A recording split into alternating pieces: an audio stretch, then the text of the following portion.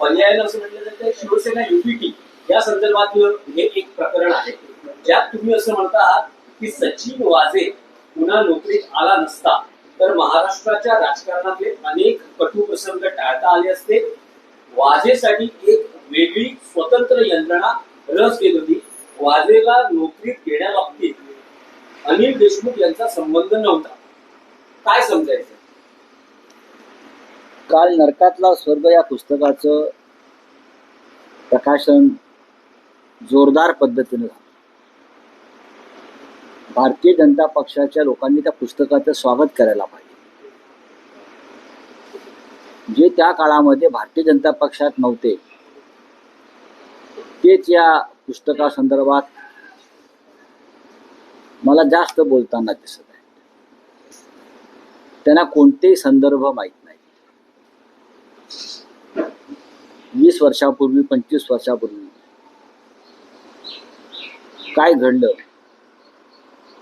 या संदर्भात त्यांच्याकडे माहिती नाही. तेव्हा गोपीनाथराव मुंडे होते, प्रमोद महाजन असतील, एकनाथराव खडसे असतील, सूर्यभान वहाडणे होते. आणि आताचे काही लोक तेव्हा मातोश्रीच्या बाहेरच्या झाडाखाली उभे राहत होते. तर आतल्या अनेक घडामोडी माहीत नाही. पण हा तुम्ही जो विषय सांगताय तो अत्यंत अलीकडचा आहे. एक लक्षात घ्या, प्रत्येक विषयावर मी माझं मत व्यक्त केलं पाहिजे असं नाही. संबंधित व्यक्तीला सेवेत घेण्यासंदर्भात एक शासकीय निर्णय झाला, त्याशिवाय ती व्यक्ती येणार नाही. पोलीस अधिकारी म्हणजे पोलीस आयुक्त त्यावेळेतले असतील किंवा अन्य कोणी असतील, त्यांच्या शिफारशीशिवाय ती सेवेत येऊ शकत नाहीत. हे साधारण माझं त्या संदर्भातलं ज्ञान आहे. आणि तो शासकीय निर्णय असल्यामुळे आणि माझा शासनाशी तसा संबंध नसल्यामुळे त्याच्याविषयी मी आता मत व्यक्त करणं बरोबर नाही. पण त्रोटक माहिती मी दिली आहे. मला जे माहीत होतं मी त्रोटक माहिती दिली. जर मला पूर्ण माहिती द्यायची असती तर मी त्यात लिहिलं असतं ना. मी सविस्तर जसे इतर विषय लिहिले तसे मी लिहिले असते.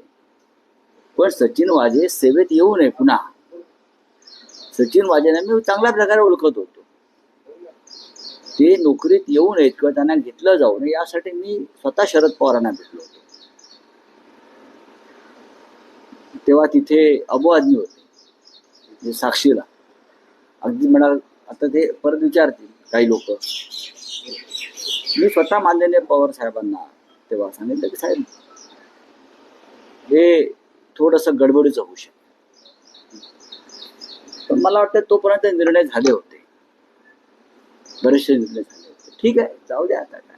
नाही, पण राऊतसाहेब, सचिन वाझे यांची पोलीस दलातली कारकीर्द वादग्रस्त होती. वाजा इन्फ्लुएन्स प्रकरणात ते वादात होते. त्यानंतर निलंबित असताना ते शिवसेनेत आयटी सेलचे प्रमुख होते.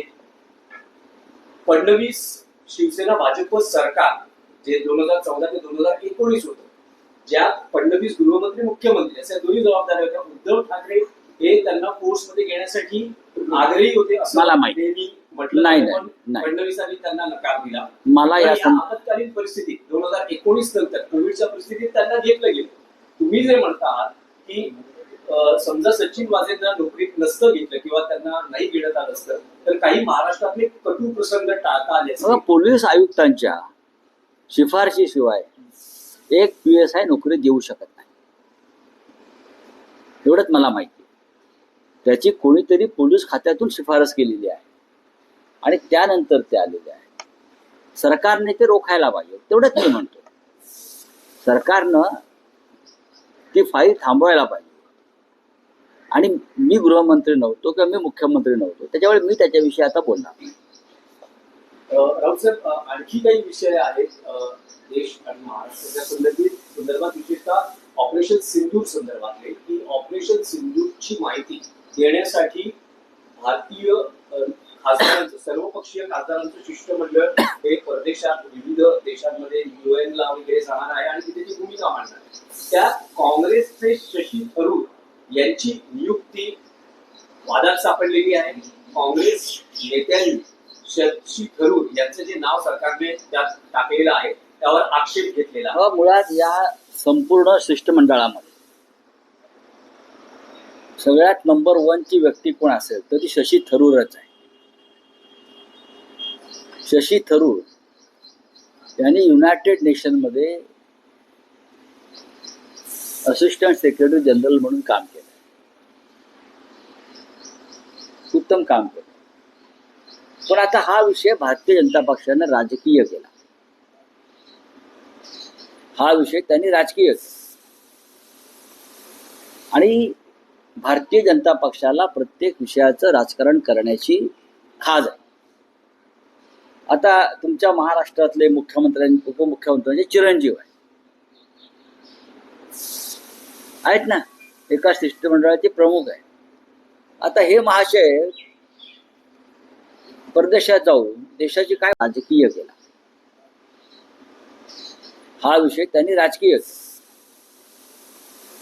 आणि भारतीय जनता पक्षाला प्रत्येक विषयाचं राजकारण करण्याची खाज आहे.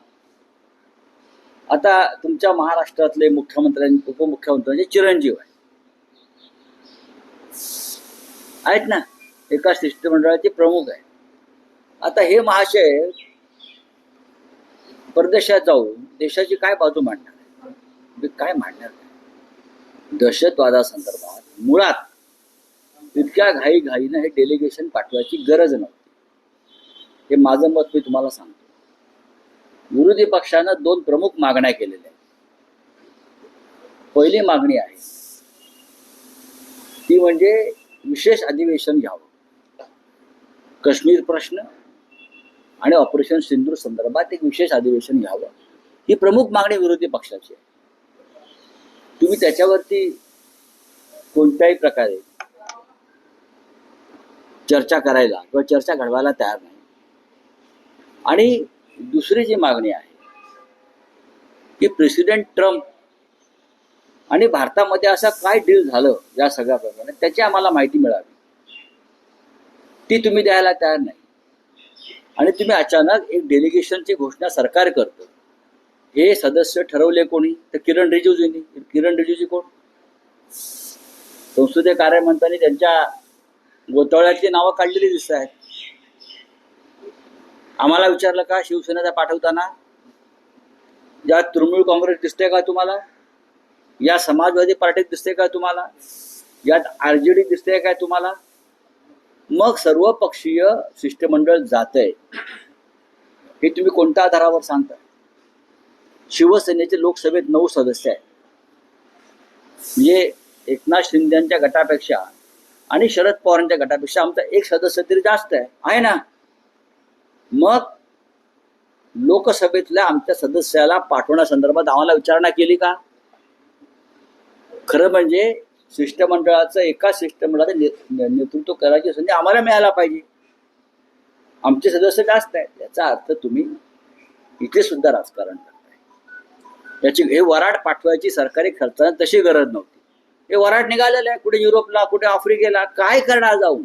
परदेशामध्ये आपल्या वकिला ते आहेत ना, हाय कमिशनर आहेत ना, ते काम करतायत. मग गरज काय?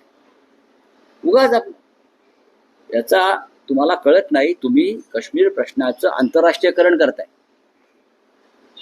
जगात तुम्ही जे घेऊन चाललेत प्रश्न, याचा अर्थ प्रधानमंत्री कमजोर आहेत. 200 देश फिरले, एकही देश पाठीशी उभा राहिला नाही, म्हणून तुमच्यावरती ही नौटंकी करण्याची गरज आली. राऊतसाहेब, तुम्ही म्हणताय की या विषयाचं राजकारण केलं जात आहे. यात काँग्रेसचे शशी थरूर आहेत, तसे NCP शरद पवार गटाच्या सुप्रिया सुळे आहेत. खरं तर NCP अजित पवार गट हा NDAत आहे. असं असताना त्यांचा खासदार समावेश करता शरद पवारांची कन्या सुप्रिया सुळे. पण आमचे कुठे? आमचे 9 खासदार आहेत. पण या माध्यमातून काही आमचे 9 खासदार आहेत.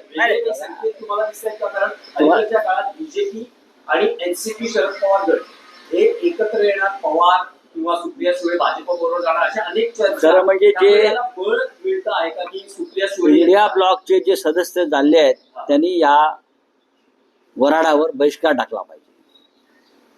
तुम्ही सरकारच्या ट्रॅपमध्ये सापडताय. सरकारने जे गुन्हे आणि पाप केलेलं आहे बरं का, त्याची वकिली करायला तुम्ही चाललेला. तुम्ही देशाची वकिली करायला चाललेला नाही. दहशतवादाचा पूर्ण बिमोड करण्याची क्षमता निर्माण झालेली असताना प्रेसिडेंट ट्रम्पनी एकतर्फी शस्त्रसंधी जाहीर करून पाकिस्तानच्या दहशतवादाला मोकाट सोडलं, हे तुम्ही जाऊन सांगणार आहात? विचारा प्रश्न. प्रेसिडेंट ट्रम्पला मध्यस्थ करण्याची गरज का भासली, त्याला कोणी आमंत्रित केलं, हा प्रश्न तुम्ही वॉशिंग्टनला जाऊन विचारणार आहात का? तर तुम्ही जा. सर हिंदी में जानना चाहेंगे सर, इससे ये शशिधर का नाम आया है, कांग्रेस से नाम भी नहीं दिया, डेलीगेशन उनको भेजा जा रहा है सर. देखिए, भारतीय जनता पार्टी इस मामले में भी राजनीति कर रही है, ये ठीक नहीं है.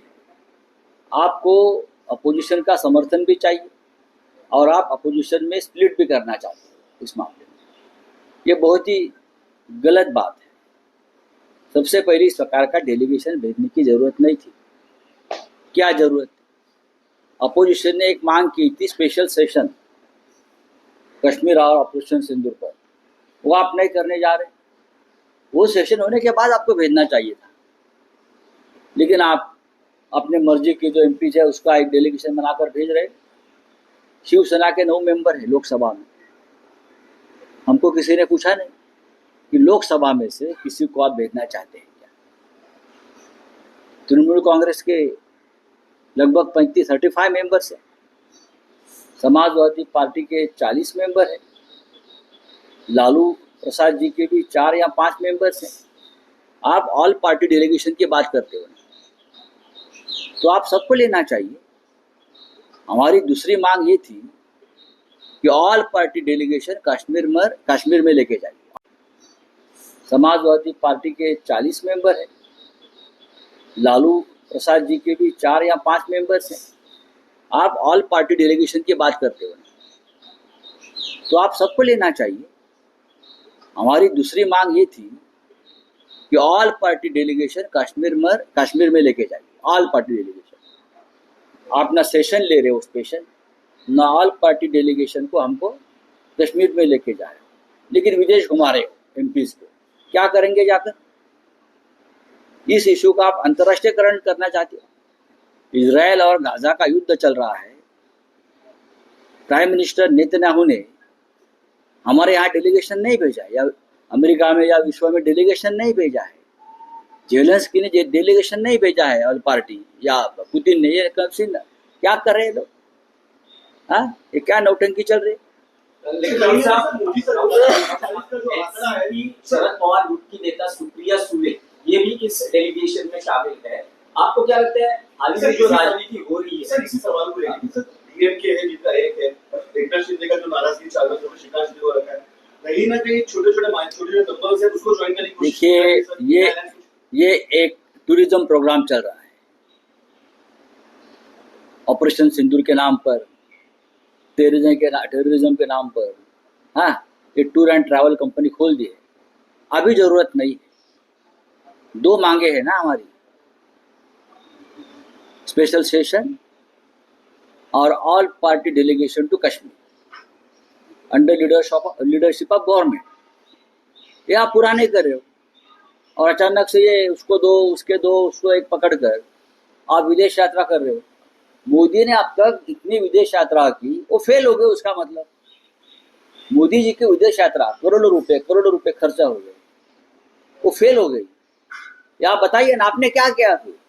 एक देश भी आपके साथ खड़ा नहीं रहा प्रधानमंत्री जी के साथ, तो ये जाने से क्या होगा हमारे लोग? राव साहब, मेरा फिर भी एक स्पेसिफिक सवाल है. एनसीपी शरद पवार गुट की नेता सांसद सुप्रिया सुले इस डेलीगेशन में है. हालांकि जो अजित पवार गुट है उनके सांसद इस डेलीगेशन में है नहीं. क्या राजनीति हो रही है? सुप्रिया सुले, शरद पवार, ये बीजेपी के साथ? उसमें मैं राजनीति नहीं देख रहा हूँ. अजित पवार गुट का एक एमपी है, एक ही एमपी है, और पवार साहब के 8 एमपी है. करेक्ट, 8 एमपी है ना उनके. तो 8 एमपी के हिसाब से सुप्रिया जी को ये न्योता मिला है. लेकिन हमारे 9 एमपी है, लेकिन हमको न्योता नहीं मिला है. हमारे पास सरकार का ना लेटर आया है ना फोन आया है. हमको पूछना चाहिए, तृणमूल कांग्रेस को पूछना चाहिए, अखिलेश यादव जी से बात करनी चाहिए, तेजस्वी यादव जी से बात करनी चाहिए. आप नहीं कर रहे. आपके मर्जी के मुताबिक आपने चयन किया है. आपने मराठी प्रतिक्रिया में कहा कि इंडिया ब्लॉक को एक्चुअली इस डेलीगेशन में से बाइकआउट करना नहीं चाहिए? नहीं, सरकार को सवाल पूछना चाहिए, जरूरत क्या है। सबसे पहले स्पेशल सेशन की बात की थी, वो कर लीजिए, और बाद में ऑल पार्टी डेलीगेशन जो है कश्मीर में लेके जाने की बात है वो पूरी करिए। बाद में हम देख लेंगे आराम से किसको जाने। प्रधानमंत्री खुद लेके जाए डेलीगेशन अमेरिका में, उनके फ्लाइट में, जो स्पेशल फ्लाइट है उसमें ऑल पार्टी डेलीगेशन आप खुद लेके जाइए, कोई कोई प्रॉब्लम नहीं। चलिए, थैंक यू। तो सचिवालय का महाराष्ट्र का